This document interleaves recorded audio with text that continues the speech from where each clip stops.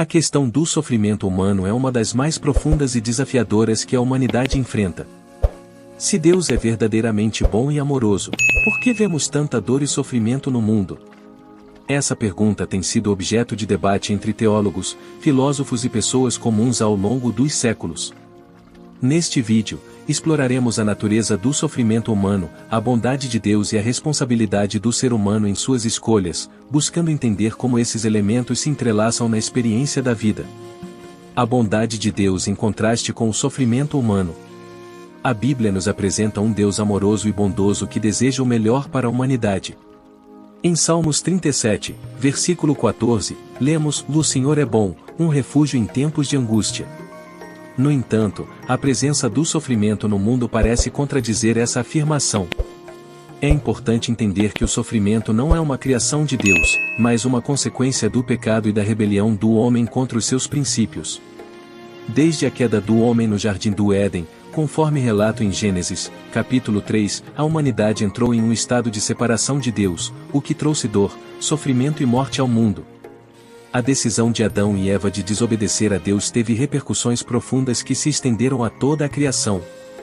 Romanos, capítulo 8, versículo 22, nos lembra que sabemos que toda a criação geme e está como que em dores de parto até agora.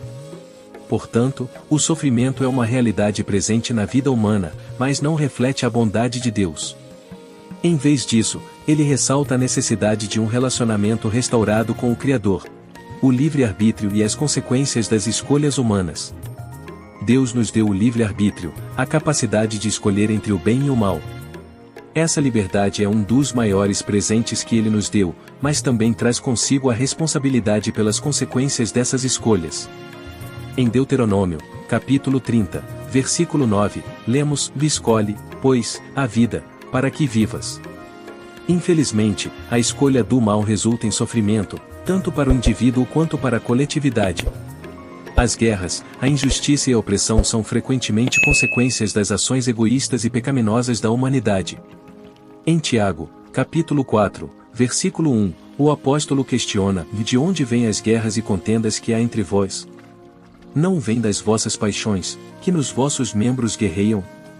Assim, o sofrimento humano pode ser, em muitos casos, atribuído a decisões erradas e a uma falta de amor e compaixão entre as pessoas.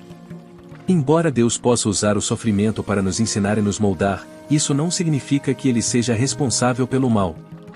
Em Romanos, capítulo 8, versículo 28, encontramos conforto na promessa de que todas as coisas cooperam para o bem daqueles que amam a Deus. Essa perspectiva nos ajuda a compreender que, mesmo em meio ao sofrimento, Deus está presente, trabalhando em nossas vidas e preparando-nos para algo maior. O sofrimento e o crescimento espiritual. O sofrimento não é apenas uma consequência do pecado e da desobediência, também pode servir como um meio de crescimento espiritual. Em Hebreus, capítulo 12, versículo 10, lemos que o Deus nos disciplina para o nosso bem, para sermos participantes da sua santidade. O sofrimento pode nos aproximar de Deus e nos fazer refletir sobre nossas vidas e prioridades. Quando enfrentamos dificuldades, muitas vezes buscamos a Deus com mais fervor, buscando conforto e orientação. Em Romanos, capítulo 5, versículo 3, o apóstolo Paulo nos encoraja a nos gloriar nas tribulações, sabendo que a tribulação produz perseverança.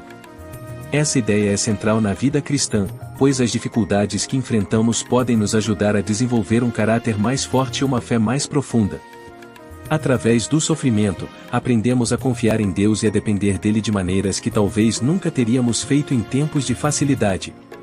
Além disso, o sofrimento pode ser um testemunho poderoso para os outros, mostrando como a fé pode sustentar alguém em meio à dor.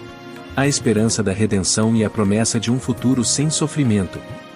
Embora o sofrimento seja uma parte inevitável da vida neste mundo caído, a Bíblia nos oferece esperança através da promessa da redenção e da vida eterna. Em Apocalipse, capítulo 21, versículo 4, lemos que o Deus enxugará toda lágrima de seus olhos, e a morte já não existirá. Essa promessa é um lembrete de que o sofrimento é temporário e que um dia seremos libertos de toda dor e tristeza.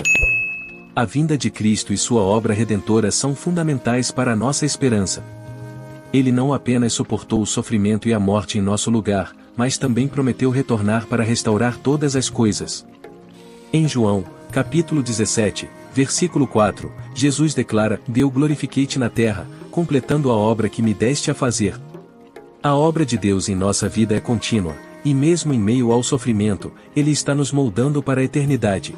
A pergunta se Deus é tão bom, por que a humanidade sofre tanto, nos leva a uma reflexão profunda sobre a natureza da vida e do relacionamento humano com o Criador. A partir da compreensão de que o sofrimento é uma consequência do pecado e das escolhas humanas, percebemos que a bondade de Deus não é anulada pela dor que enfrentamos. A liberdade que Ele nos concedeu traz consigo a responsabilidade por nossas ações, e muitas vezes, o sofrimento resulta de escolhas erradas e do egoísmo humano. No entanto, o sofrimento também tem o potencial de nos aproximar de Deus, fortalecer nossa fé e nos ensinar lições valiosas. A disciplina divina, mencionada em Hebreus, capítulo 12, versículo 10, nos molda e nos prepara para sermos participantes da sua santidade. Além disso, a esperança da redenção e a promessa de um futuro sem dor, conforme revelado em Apocalipse, capítulo 21, versículo 4, nos oferecem consolo e motivação para enfrentar as dificuldades atuais. Assim, enquanto a humanidade sofre, é crucial lembrar que a bondade de Deus prevalece e que Ele está sempre presente, mesmo em meio às tempestades da vida. A fé em sua bondade e na obra redentora de Cristo nos dá a certeza de que um dia a dor dará lugar à alegria eterna, transformando nosso sofrimento em um testemunho poderoso da sua graça.